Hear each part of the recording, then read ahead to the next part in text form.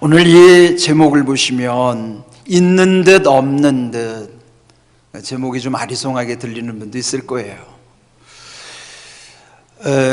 이 고린도전서는 전에도 말씀드린 것처럼 바울이 그 고린도라고 하는 곳에 1년 6개월을 체류하면서 복음을 전하고 교회를 세웠습니다. 이 고린도는 여러분 아시는 것처럼 그 그리스 반도 남쪽에 있는 항구 도시예요. 옛 도시들 지명을 여러분 익숙하게 아시는 곳이 아테네, 그리고 스파르타, 그에 이어서 이 고린도가 3대 도시에 해당되는 아주 큰 도시죠. 당시 인구가 60만이 되었으니 또 그리고 항구 도심으로 거기에는 무역이 활발했고 또 경제적으로도 좀 잘 사는 곳. 그럼 이제 그런 곳에는 죄도 많아요. 그리고 그 교회가 또 여러 가지 문제로 인하여 혼란을 겪고도 있었던 것이죠. 현재 우리나라에도 또 여러분 지금 한참 문제가 되는 그런 여러 가지 이슈들이 있어요. 교회 안에서의 또 세속화의 문제, 이런 문제도 역시 당시 2000년 전 고린도 교회에도 있었던 내용이기도 한 것입니다. 또 이제 이 고린도전서 7장에 보면 당시에 그 결혼하는 문제, 결혼을 해야 마느냐, 독신으로 있는 것이 더 좋은가, 또 이혼하는 문제, 여러 가지 이런 얽혀져 있는 복잡한 문제가 있습니다. 그런데 이제 오늘 이 고린도전서 7장 1근 29절로 31절에 보시면 그런 여러 가지 문제에 대한 결론적인 말씀을 바울이 지금 여기서 우리에게 또 교훈을 주고 있는 것입니다. 이 말씀 속에서 이제 먼저 두 가지 전제 조건을 이해해야 됩니다. 먼저 29절 보시면 형제들아 내가 이 말을 하노니 그때가 단축하여진 고로 그랬습니다. 여기 이제 성경의 때라는 말씀이 여러 번 나오거든요. 근데 여기에 이 때라고 하는 것, 세번역에 보시면 때가 얼마 남지 않았으니 그렇게 번역을 하고 있습니다. 영어로는 the time is short. 그러니까 이 시간들이 점점 줄어들고 있다는 것이죠. 짧다는 것이죠. 여기에서의 때라고 하는 것은 하나님의 시간 카이로스를 말씀하는 거예요. 근데 굳이 이 헬라 사람들은 시간을 크게 두 가지로 구분했어요. 하나님의 목적이 있는 시간 카이로스와 우리가 흔히 통용하고 있는 달력이나 시계로 환산할 수 있는 시간은 크로노스라고 그래요. 그러나 우리가 모든 사람들이 해당하는 이 크로노스를 살아가고 있지만 그 속에는 하나님이 목적하신 바 카이로스도 그 속에 함께 있다는 것이죠. 오늘 이 주의를 지키는 것도 하나님을 알지 못하는 사람은 단순히 크로노스일 뿐이에요. 그러나 그렇게 세상 사람들은 교회 가는 거를 막 예민하게 느껴도 하나님의 백성들은 굳이 신앙을 지키기 위해서 교회를 향하는 것은 이 시간이 우리에게는 단순한 크로노스가 아니라 하나님의 목적의 시간 카이로스이기 때문이에요. 그런데 여기 지금 이 카이로스라고 하는 그 하나님의 시간이 우리에게는 이제 점점 줄어들어서 얼마 남지 않는다는 것이죠. 그렇죠. 시간이라고 하는 것은 누구에게나 다 줄어들 수밖에 없는 한계가 있는 것이에요. 그런데 카이로스에는 거기에는 중요한 두 가지 또 의미가 담겨져 있어요. 요즘도 하나님의 말씀대로 살려면 고난을 감수해야 돼요. 손해를 감수해야 돼요. 그런 당시의 고린도 상황도 그랬습니다. 그래서 이 때의 카이로스 의미 속에는 환란이 그 속에 들어있어요. 또 하나는 종말적인 의미가 있어요. 종말은 끝난다는 거죠. 그 끝에 대한 두 가지 의미는 개인의 종말과 역사의 종말이 거기 또 포함되는 것입니다. 개인의 종말이라는 것은 죽으면 끝나는 것이고, 역사의 종말은 예수님이 재림하실 때 이 역사가 완성되는, 그러므로 개인의 종말이든 역사의 종말이든지 하나님의 시간 카이로스 속에는 이 종말의 의미와 또 그곳의 환란의 의미가 함께 내포되어 있다고 하는 것입니다. 자, 그러면 또 하나 31절을 보시면 맨 끝에 이 세상의 외형은 지나감이니라 그렇게 말씀하고 있어요. 이 세상의 외형, 겉으로 드러나 있는 모든 것은 다 지나가고 만다는 것이죠. 요즘은 교회 다니지 않는 분들도 이 또한 지나가리라는 말을 참 좋아해요. 그들에게도 스스로 위안이 되는가 봐요. 그러나 이 또한 지나가리라는 건 성경 말씀은 아닙니다. 다만 솔로몬 왕 때 전해져 내려오는 구전일 뿐이죠. 근데 굳이 그 의미를 찾자 그러면 고린도전서 7장 31절에 해당될 거라고 생각합니다. 이 세상의 외형, 즉 이 세상 모든 것은 다 지나가는 것이다 하는 것이죠. 그러면 29절에 때가 줄어드는 것, 31절에 세상은 지나가는 것, 이 두 가지를 한번 여러분 머릿속에 상상해 보십시오. 인간이라는 것, 한문으로 보면요, 사람 인자가 이렇게 맞물려 있잖아요. 물론 이것은 서로 의지하는 의존적 관계라는 뜻도 있지만, 또 하나 인간이랄 때 그 사이 간자는 이 앞에서 말한 시간이라는 때와 또 31절에 말한 세상이라고 하는 공간, 그래서 인간은 시간, 공간이라는 그 두 가지 간을 가진 것이 인간이에요. 그러니까 시간의 제약을 받고 공간의 제약을 받는데 결국 그 모든 것은 다 지나가 버릴 것이라는 거예요. 왜 우리가 두려운가 하면 자기 존재가 사라지는 것에 대한 두려움이에요. 특별히 유명했던 분들, 유명한 정치인들이나 연예인들이나 또 유명한 사람들이 어느 날 무대에서 사라지기 시작하면서부터 사람들의 머릿속에서 다 사라지는 거예요. 존재감이 없어지는 것이죠. 그게 두려운 거예요. 그런데 이제 오늘 이 바울이 우리에게 깨닫게 해주시는 말씀은 그런 것입니다. 우리의 실상을 먼저 알라는 것이죠. 인간은 시간과 공간에 결국 제약을 받고 결국은 다 사라지는 존재다. 그러면 우리에게 사는 동안에 이 삶을 어떻게 살아야 되는가에 대한 답을 찾게 되지 않겠어요? 오늘 바울은 그 삶의 지혜를 5가지로 구체적으로 설명하는 거예요. 짧게 5가지를 말씀하고 있습니다. 첫 번째, 안에 있는 자들은 없는 자같이 하라 하는 거예요. 이거는 전후 문맥을 알지 못하고 딱 요 말로만 하면 오해하기 십상해요. 예? 바람 피는 사람들 아주 이 말씀 좋아할지도 몰라요. 예?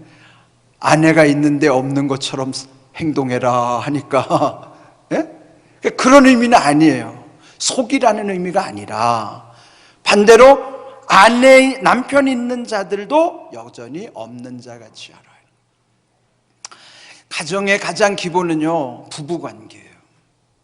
그런데 문제도 거기서부터 생겨요. 사랑해서 만났는데 이상하게 그 사랑이 왜곡되기 시작하면서부터, 근데 그 중요한 이유는 서로에게 집착하면서부터 많은 문제들로 인하여 가정에 상처가 생겨나고 고통을 당하게 되는 것입니다. 여기서 남편 있는 자는 또는 아내 있는 자는 없는 자같이 하라는 것은 먼저 관심을 하나님께 두라는 거예요. 우리의 우선순위를 하나님께 두라는 것입니다. 사람들은요, 거기에 집착하게 되면은 그 가운데 개입하는 걸 싫어해요. 사랑도 그렇습니다. 사랑은 독점적 사랑이기 때문에 거기에 또 다른 이성이 개입되는 순간에 삼각관계가 되면 파탄이 되는 거예요. 그런데 하나님도요, 삼위일체를 우리에게 알려주시지 삼위일체는 셋인데 완벽한 하나예요. 근데 사람은 셋이서 하나 되기 어렵습니다. 삼각관계는 쉬워도 삼위일체 되기는 어려워요. 삼위일체의 완벽한 하나 되심을 보여주시는 이 하나님 한 분밖에 안 계세요.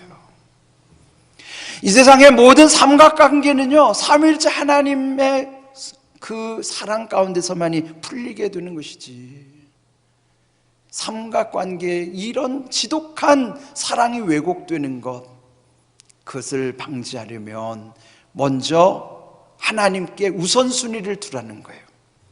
하나님을 사랑하면 그 사랑은 줄어들 것 같죠? 그렇지 않아요. 인간의 사랑은 나누면 줄어들고 나눌 수도 없지만 하나님의 사랑은 나누면 나눌수록 더 많아져요. 왜 하나님을 먼저 사랑해야 되는가? 왜 우선순위를 하나님께 둬야 되는가? 하나님을 먼저 사랑하면 우리의 모든 관계의 사랑이 온전하게 회복되는 거예요. 그리고 더 사랑하게 되는 거예요. 그래서 여기 아내 없는 자, 아내 있는 자, 남편 있는 자는 없는 자 같이 하라. 우선순위를 하나님께 두라, 그 말씀입니다. 두 번째, 우는 자들은 울지 않는 자 같이 살라고 하는데 이것도 불가능하죠. 울지 않는 인생이 없어요. 지난 수요일 극동방송 소망의 기도 프로그램에 이제 요청을 받고 갔습니다. 그래서 그 메인 방송이니까 그 메인 기도자는 김장환 목사님이 맡으셨고, 전국에서 걸려오는 그 기도 요청의 전화들을 각 목사님들이 그 전화기 한 대씩 맡아서 했어요. 제가 있던 방에 전화기가 15대인데요, 그 전화기가 쉴 새 없이 울려대는 거예요. 제가 맡은 전화 들고 그 사연을 들으면서 기도해 주는데 마음이 많이 힘들었어요. 왜 이렇게 문제 있는 분들이 많은지, 인간의 문제를 해결할 수 없는 갖가지 문제들을 다 쏟아내는 거예요. 그 중에 안타까운 것은 관계의 어려움, 관계의 고통, 가정이 깨어져서 이혼함으로 인하여 자녀들이 받은 상처들, 뭐 사업의 실패로 인하여, 또 불치병 때문에 온갖 기도 제목은 눈물 아닌 기도가 없었어요. 그 15대 그 전화기에서 울리는 소리가 다 울음소리로 들리는 거예요. 인생이 이렇게 갈급한 것이구나.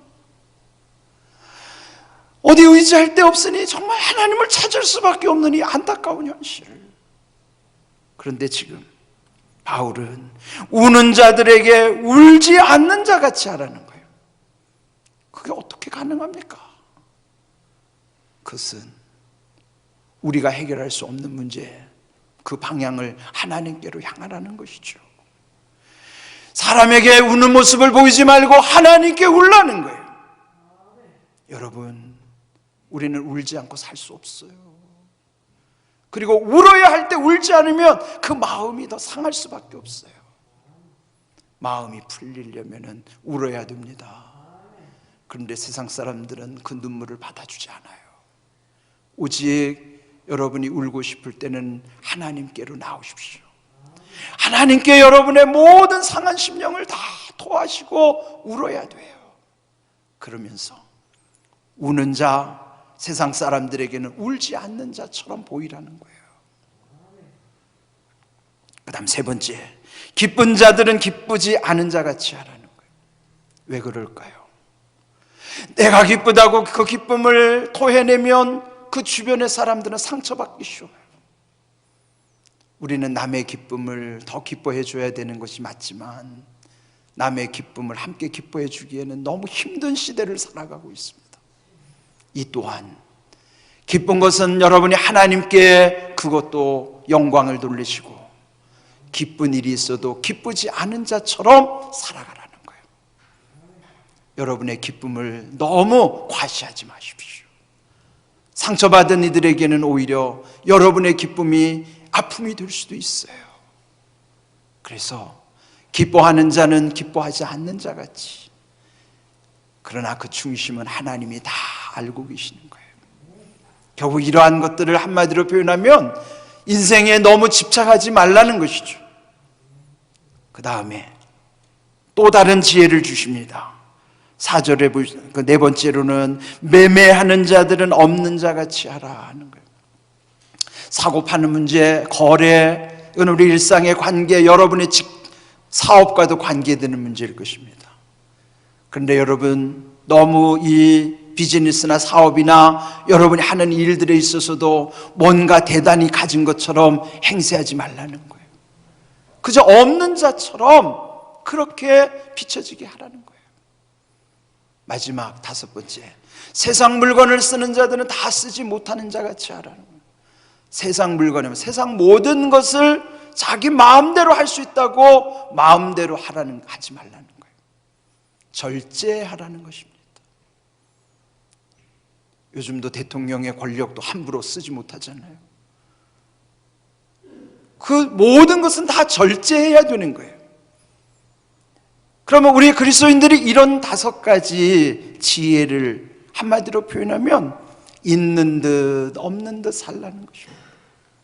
있어도 없는 것처럼, 그걸 굳이 과시하거나 드러내지 않아도 모든 우선순위를 하나님께 둘 때에는 그것에 대해서 그렇게 크게 의미를 두지 않아요. 왜 그럴까요? 이 세상의 것에 크게 의미 두지 않는 것은 그보다 더 큰 천국의 가치를 두고 살기 때문인 것입니다. 그래서 고린도후서 6장 17절, 이런 삶의 지혜보다 더 중요한 것은 영적 지혜입니다. 그 속에는 우리 성도의 실제 상황, 실상이 어떠한 것을 깨우쳐 주시는 말씀이에요. 있는 듯 없는 듯 살아갈 수 있는 것은 우리의 실상이 이러하기 때문인 것입니다. 우리는 어떤 사람들인가? 비록 세상이 볼 때는 근심하는 자 같지만 항상 기뻐하는 자요, 가난한 자처럼 보일 수도 있지만은 많은 사람을 부유하게 하는 자요, 아무것도 없는 것 같은 자이지만 모든 것을 가진 자라고 성경은 우리 성도들의 실상을 알려주시는 것입니다. 기억하십시오. 우리의 원래 모습이 이러한 것이죠. 주 안에서 항상 기뻐하는 자요, 또 모든 사람을 기도하는 축복자. 축복자는 부유한 자예요.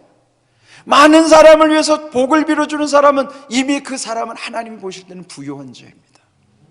더 중요한 것은 아무것도 없는 것 같은데 모든 것을 가진 이유는 뭘까요? 그것은 이미 천국을 소유한 자이기 때문에 모든 것을 가진 자인 것이에요. 여러분, 이 땅에서 아무리 많은 것 소유했다 할지라도 언젠가는 다 소멸되고 없어지는 거예요. 최근에 어떤 재벌의 높은 분이 돌아가셨지만 그거 본인이 한 푼도 가져갈 수 없는 돈이죠. 그러나 또 한 분의 예전에 현대 정주영 회장님 같은 분들, 참 존경하는 분들이 많더라고요. 그분을 존경하는 이유는 돌아가셨을 때 보니까 남겨진 유품이 그 구두를 보세요. 뒷창이 다 헤어지고 앞에가 다 낡아진 그 구두. 그분이 돈이 없어서, 구두 살 돈이 없어서 그렇게 신고 다녔을까요? 늘 작업복 입는 걸 즐겨하고 노동자들과 함께 밥 먹기를 즐겨하면서, 그래서 그분이 존경받는 이유는 있는데도 없는 듯이 살았기 때문에 존경받는 거예요. 세상도 그럴진데 우리 성도들은 이미 우리 성도의 본분, 우리의 실상이 어떠하다는 것을 말씀 속에서 다 알려주셨어요. 천국을 소유한 자이기 때문에 이 땅의 것에 미련을 갖지 않는 것입니다. 집착하지 않는 것이에요. 과시하지 않는 것입니다. 드러내지 않는 것입니다. 그래서 우리는 늘 겸손히 하나님이 우리와 함께 하심을 감사하면서 그 모든 일을 능히 감당케 하는 것이죠. 그렇다면 우리 자신들은 하나님이 우리에게 어떤 섭리하심이 있는가를 늘 마음에 새기고 살아가야 되는 것입니다. 전도서 3장 11절 보시면 하나님이 모든 것을 지으시되, 그렇습니다. 우리가 신앙 고백 처음에 하나님 앞에 고백하듯이 전능하사 천지를 만드신 하나님 아버지를 내가 믿사오며. 그 신앙 고백의 한마디 한마디가 다 중요해요. 우리가 믿는 하나님은 어떤 분인가요? 전능하신 하나님, 모든 것을 다 하실 수 있는 하나님이에요. 그 하나님을 우리는 아버지라고 누가 믿어요? 내가 믿는 거예요. 그 엄청난 신앙 고백을 여러분 마음에 새기시고 사십시오.